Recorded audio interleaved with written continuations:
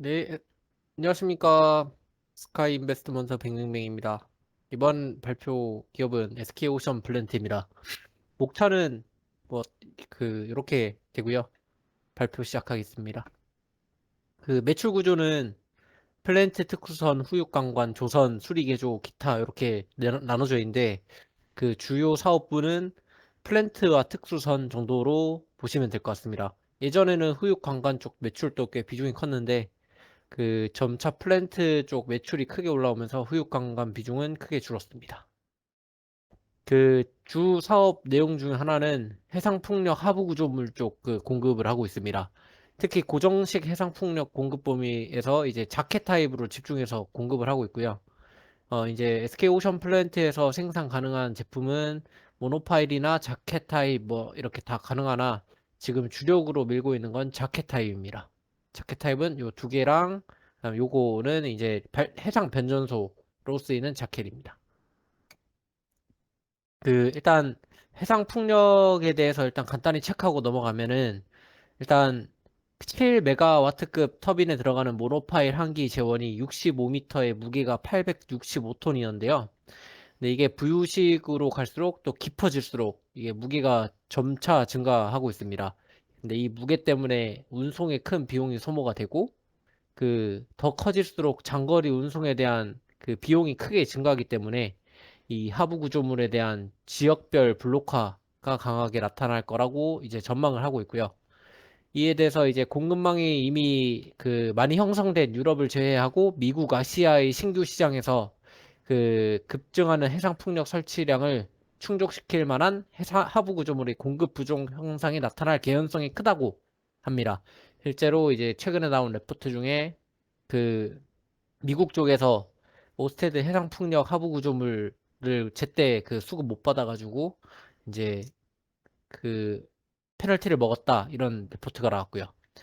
이제 해상 풍력 자원 잠재력의 이제 대부분은 수심 60m 이상의 지역에 존재하고 이는 이제 점차 깊은 곳에 더 큰 하부 구조물을 써야 될 개연성이 점차 증가하고 있고요. 더 깊어지면 이제 부유식으로까지 사용을 해야 됩니다. 일단 실제 22년 150메가와트 수준이던 부유식 해상 풍력이 이제 30년에는 이 거의 15기가와트까지 늘어날 거다라고 전망을 하고 있는데 이는 그중에 대부분 아직 유럽 쪽이고요. 아직은 시장 초입 단계이기 때문에 본격적인 시장 기한은 25년 이후가 될 거다라고 보고 있고 그전에는 이제 고정식 해상 풍력을 위주로 보시면 될 것 같습니다. 그리고 부유식 해상 풍력은 어쨌든 바다 멀리 있기 때문에 지금 인허가 단계에서 크게 애먹고 있는 주민에 대한 인허가가 이제 좀 원활할 거라 보고 있고요. 어쨌든 그네 대비 방해물이 적기 때문에 이용률을 좀 더 높게 가져갈 수도 있을 거다라고 보고 있습니다. 그리고 V식 하수부 구조물이 이제 기존의 해양 석유화학 플랫폼 기술을 활용할 수 있기 때문에 이쪽 에 영위하던 기업들이 진출할 가능성이 좀 있습니다. 그리고 이거 해상풍력 하부 구조물에 대한 타입을 보면은 이게 모노파일 이고요. 이게 자켓형인데 이 실제로 아까 말씀드렸던 7메가와트급 모노파일의 무게가 865톤이었는데 그 메가와트가 이제 늘고 길이가 늘어남으로써 무게가 1400에서 1900톤까지 늘어난 그 재원이고요. 그리고 자켓형도 이와 비슷하게 800톤 가량에서 이제 깊이가 더 깊어짐에 따라 2000톤까지 늘어난 재원입니다. 어쨌든 바다로 깊이 갈수록 하부 구조물에 대한 무게는 크게 늘어난다라고 보시면 될 것 같습니다. 어쨌든 SK 오션 플랜트에서 주력으로 생산하고 있는 거는 자켓 타입이기 때문에 한번 짚고 넘어가 주시면 그냥 이런 재킷 컴포넌트가 주 몸체고요. 그 중에 해상 타워를 올리는 트랜지션 피스 그리고 재킷 그리고 이제 하부를 땅에 박아가지고 땅과 재킷을 고정하는 핀 파일 뭐 그리고 스커트 파일 뭐 이런 식으로 구성되어 있다라고 넘어가시면 될 것 같습니다. 근데 해상풍력 하부 구조물이 뭐 기술력이 있냐라고 듣고 넘어가면은 실제로 대만에서 공급하던 자켓에 하자가 생겨가지고 어, 대만 기업에서 페널티를 먹고 상강 MNT로, 그러니까 SK 오션 플랜트 이전 사업명인 상강 MNT로 이제 그 자켓 수주가 넘어와가지고 실제로 이제 상강 MNT에서 대신 생산한 케이스가 있고요. 그리고 이 19년부터 24년 그래가지고 하부 구조물에 대한 수주 규모를 체크해 보면 거의 1조 2천억 가량이 되고 대부분이 자켓 타입입니다. 가지고 이거를 좀 체크를 해보면은 자켓 개당 가격, 여기서 표시가 안 되네. 잠시만요. 자켓 개당 그 가격이 이제 첫 번째 생산했던 게 평균 800톤 가까이 되는 거를 개당 41억 정도에 납품을 했고요. 그리고 이제 최근에 납품한 자켓은 2000톤이 넘어가고 개당 115억에 이렇게 납품을 했는데 톤당 가격은 이제 비슷합니다. 근데 중요한 거는 어차피 야드에 따라 생산할 수 있는 개수가 좀 한계가 있기 때문에 어, 그, 그, 어차피 커지면 커질수록 팔아먹는 입장에선 톤당 가격이 똑같더라도 좀 더 유리해지는 입장이고요. 왜냐면은 개수보다 이제 톤 자체, 개수는 줄더라도 톤이 늘어나기 때문에 매출액이나 영업이익이 더 커진다고 합니다. 어쨌든 거기다가 이제 가공 쪽에서도 운반비나 뭐 이런 게 이제 확실히 이렇게 옮기고 하는 거에서 비용이 줄어들기 때문에 좀 더 유리해진다고 보면 될 것 같습니다. 가지고 그 외에 이제 사업군에서는 특수선과 조선이 있는데요.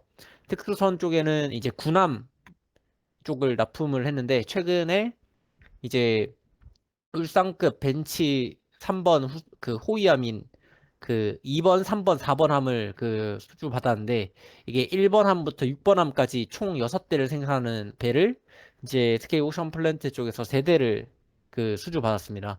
다만 제가 찾아서 체크를 해보니까 어 원래 경쟁사라고 할 만한 데가 하나오션과 그리고 현대중공업인데 아시다시피 그 두 개 업체에선 LNG 선에 조금 더 집중을 하고 있고요. 그리고 그 현대가 1호기를 4천억에 수주를 했거든요. 근데 그리고 3, 4호기 같은 경우에도 그 입차를 8천억까지 보고 이렇게 입차를 냈는데 SK 오션플래트에서 이 두 대를 천억이나 깐 7천억에 납품을 받았기 때문에 그러니까 이제 어느 정도 좀 싸게 저가 수주를 받은 게 아닌가 하는 좀 리스크일 수도 있겠다 싶은 생각이 있습니다. 이 부분은 근데 좀 지켜봐야 될 부분 같고요. 그리고 이제 그 외에 특수성 같은 경우에는 FPSO 이제 해상 발전소 수주를 받은 게 있는데 이게 이제 9월달 그 올해 9월달 납품 예정이고 이거는 이제 정상적으로 인수인계가 될 거의 다 되었다고 합니다. 그런 주담 통화로 이제 확인해 보니까 거의 이제 인도 단계라고 하더라고요.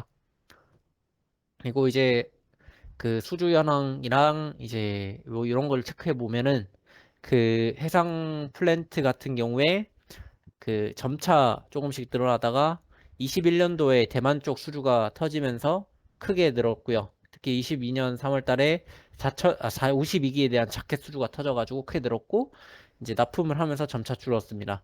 그리고 특수선 같은 경우에도 수주를 계속 받고, 이때 이제 아까 말씀드린 7천억 수주를 받으면서 22년 하반기에는 수주를 역대급으로 높게 받았고요.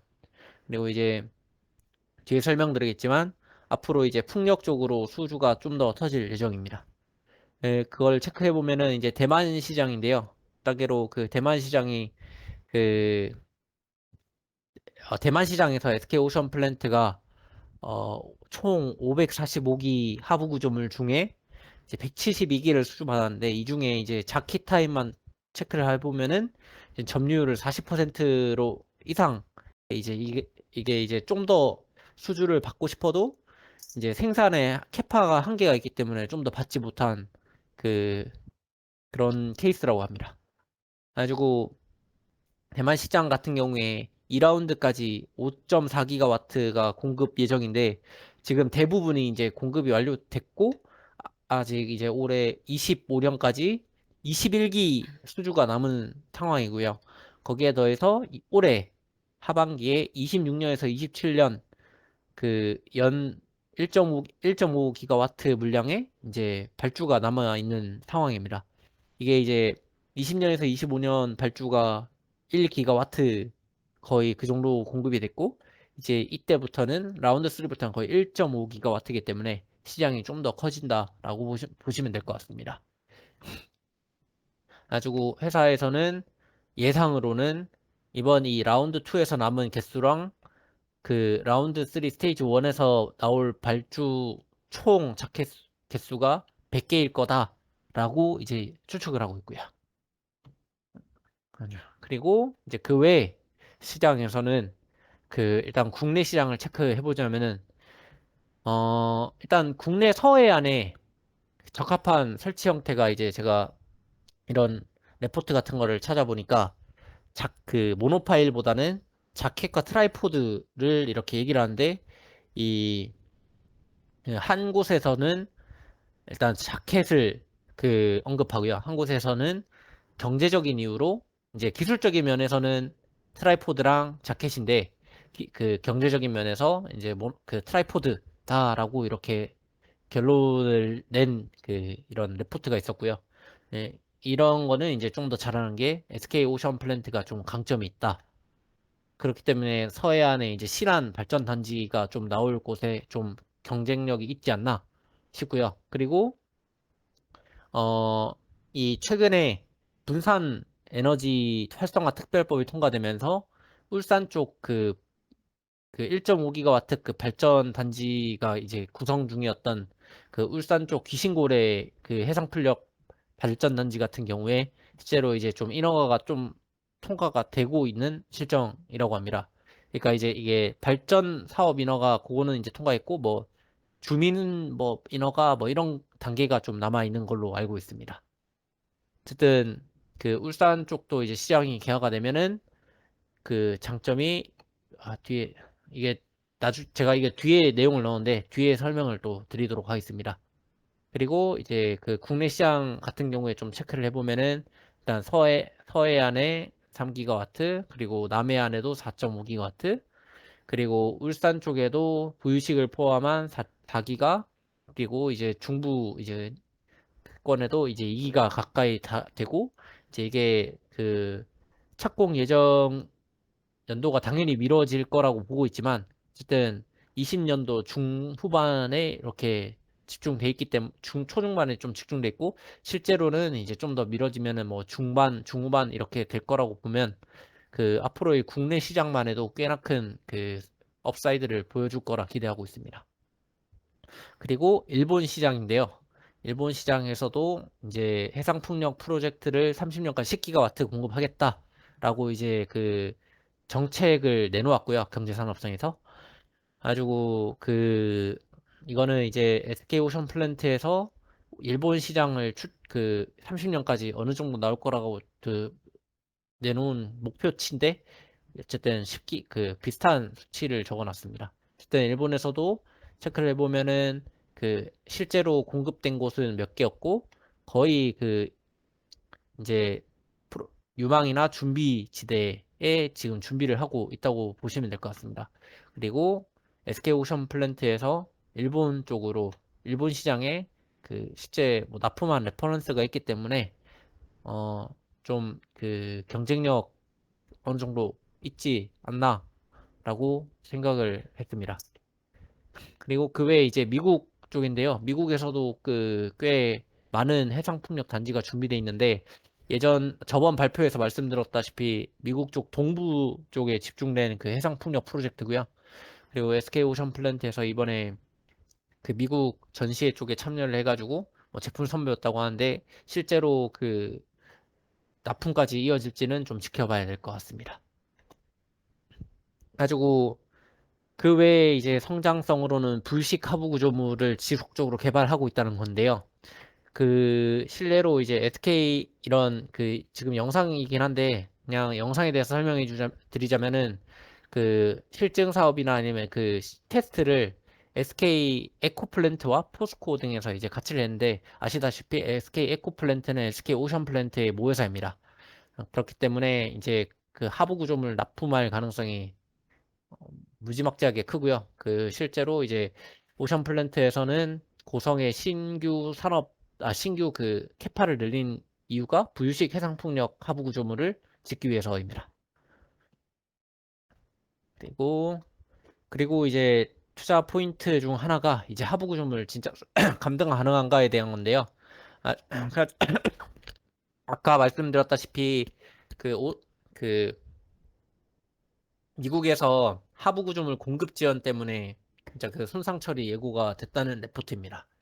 조금 더 확인이 필요한데 그 높은 확률로 이제 그 동남아 그리고 그 동북아 쪽에서도 그 해상 풍력 단지가 시장이 개화가 되면은 이런 하부 구조물에 대한 그 뭐냐 쇼티지가 날 가능성이 높다라고 생각을 하고요. 그리고 그 이거를 좀 체크를 해보니까 제가 이거는 좀 너프하게 좀 가정을 했습니다. 실제로 해상풍력에 설치되고 있는 해상풍력 그 터빈 용량은 평균 7메가와트인데 그 거의 지금 최대치인 14메가와트급 그로 가정을 해도 이제 2000 그 뭐냐 연간 이제 글로벌적으로 1600기인데 이게 320만 톤입니다. 그리고 그 중에서도 동남아랑 동북아 쪽에서만 이렇게 따져 봐도 연간 300에서 400기 이상이라고 보는데, 근데 어쨌든 이 용량만 해도 이제 연간 수요량이 60만 톤에서 80만 톤 될 거다라고 보고 이게 가정을 했고요. 그래서 실제로 이게 그 하부 구조물 증설분을 다 포함해가지고 유럽이나 미국 그 최대 생산 캐파가 미국은 63만 톤, 유럽은 136만 톤으로 그리고 한국은 오션 플랜트가 약 31만 톤, 세진중공업이 약 20만 톤, 성동조선이 캐파는 안 나오는데 야적장 크기로 이제 추측을 했을 때 한 10만 톤, 뭐 20만 톤 되지 않을까 싶고요. 네, 현대스틸 산업이 4.4만 톤, 네, 하나오션은 최근에 진출을 한다고 이제 그 말만 이제 나온 상태고 어쨌든 이것들을 다 합쳤을 때 대략 한 60, 70만 톤인가요? 어쨌든 그 정도가 한계거든요. 그리고 이제 그 외에 이제 그 글로벌적으로 다 합쳐도 200만 톤 약간 좀 넘는 200만 톤 좀 중반 심지어 이게 다 증설이 완료됐을 때 그 용량이기 때문에 글로벌적으로 이제 그 캡 공급 부족에 대한 가능성이 높다라고 그 생각을 했습니다. 어쨌든 신규 그 진입자가 들어올 가능성은 이게 넓은 부지가 또 필요하고 또 이거 한 부지를 짓는데 좀 워낙 긴 시간이 필요하기 때문에 신생 업체는 들어오기 힘들 거라 보고요. 다만 이제 아까 말씀드렸다시피 프렌트 쪽을 이미 하던 그 기업에서는 들어올 그 가능성이 좀 있지만 그쪽에서도 이제 그 기존의 뭐 조선이라든가 그런 것들에 대한 부지가 필요하기 때문에 좀 그런 건 지켜봐야 될 것 같습니다. 어쨌든 그 상강 MNT 같은 경우에도 이 넓은 부지 가지고 자켓을 이렇게 쌓아둔 모습이고요. 그리고 이제 아까 말씀드렸다시피 그 현재 캐파랑 증설 캐파를 보면은 이제 현재는 잭필 50기를 2000톤 되는 직해서 50기 생산할 수 있는데 증설 완료를 하면은 부유식 4,500 여기는 이제 4,500톤인데 이제 부유체 40기를 생산할 수 있다고 하고요. 어쨌든 이게 25년 중반부터 일부 가동이 가능하고 그래서 이제 그 이 물량 그 총 무게가 그러면은 무유식 40기, 재킷 50기 그리고 그 아웃소싱으로 어느 정도 생산량을 늘린다라고 했을 때 그 그 나중에 이걸 가지고 이제 어느 정도 그 매출액이 나올지 이제 나중에 뒤에 가시면 서술 해놔가지고 그때 말씀드리도록 하겠습니다. 어쨌든 최대 그 생산량은 50기, 40기, 그리고 기존에 대한 그 50기 대한 1.5배 수준까지 최대 늘릴 수 있다. 또 통화를 해보니까 이 국내 외주 업체 활용에 대한 부분은 국내 시장이 개화할 경우 그 국내 업체랑 협업을 통해서 늘려나갈 계획이라고 해서 이 부분은 좀 진짜로 1.5배 수준까지 늘릴 수 있을지는 좀 지켜봐야 될 것 같습니다. 가지고 리스크인데요. 리스크로는 실제로 그 영광 라걸 해상풍력 프로젝트가 무산된 게 이제 뭐냐 발전사에서 투자할 비용이 너무 증가를 하니까 지연이 되거나 취소된 케이스가 몇 건 있고요. 그 중에 한 건만 이렇게 이미지로 따왔습니다. 그리고 이제 절차가 워낙 복잡하다 보니까 한국 같은 경우에도 발전 사업가 취득한 거는 20기가와트가 넘는데 총정 계약 완료한 건 그 5.1기가와트고 그런데도 이제 결국은 최종까지 다 통과해가지고 보급까지 된 건 0.1기가와트밖에 되지 않습니다. 그리고 어쨌든 그 송전 계약 완료 그리고 이제 뭐냐 그 주민 수용성 그거 통과하고 개통 그러니까 인프라에 대한 그런 것도 통과를 하려면은 좀 긴 시간이 더 필요할 거라 보고 있습니다. 어쨌든 이 그 인허가에 대한 복잡성이 프로젝트 지연이 되고 있는데 이 인허가 같은 부분도 그 레퍼런스가 쌓이다 보면 좀 더 빨라지지 않을까 보고 있고요. 그리고 실제로 이게 그 각 국가별로 한국 같은 경우에는 아까 말씀드렸다시피 그 분산전원 관련법 통과하면서 그 가속도가 붙고 있고 각국 미국이나 유럽 쪽에서도 이 인허가 그 간소화를 위해 그 법안을 내놓고 있는 실정으로 알고 있습니다. 이제 이거는 리스크라기보다는 그냥 이미 뭐 다 알고 있는 것들이라 유중 물량이 그 16% 정도 있는데 어차피 다 그 에코플랜트 물량이기 때문에 나올 일 없고 그냥 주식으로만 전환될 거라고 그냥 제가 생각을 하고 있고요. 그래서 그냥 주식으로만 전환돼 가지고 그냥 그 대주주가 가지고 있을 거다라고 보고 있고 그냥 그 시총 계산할 때만 생각을 하시면 될 것 같습니다. 그래서 밸류 체크를 해보면은 현 시총이 1조 1,500억인데 전환 사채 물량을 생각하면 대략 1조 3,300억 정도 되고 그리고 현 그 고정형 자켓 타입이랑 아웃소싱 원활 성공됐을 때 그 총 개수가 이제 75기면 그 연 매출이 8천억에서 1조 정도 가량 나올 수 있고 이제 신규 공장 완공이 되면은 부유식 40기가 톤당 그 가정 시에 뭐 1조 이상 이렇게 밸류가 붙을 수 있을 거라 보고요.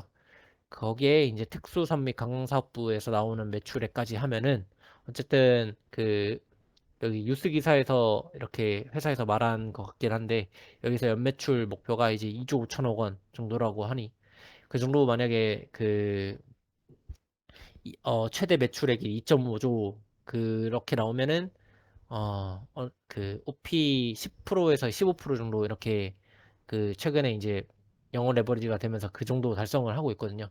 그 정도 달성 시 시총은 그 풍력 밸류가 좀 그 성장 산업이다 보니 높게 좀 쳐주는 경향이 있어서 충분히 시총이 두 배 정도까지는 갈 수 있지 않을까 생각을 하고 있습니다. 네, 이상입니다. 그 질문을 체크하면은 뭐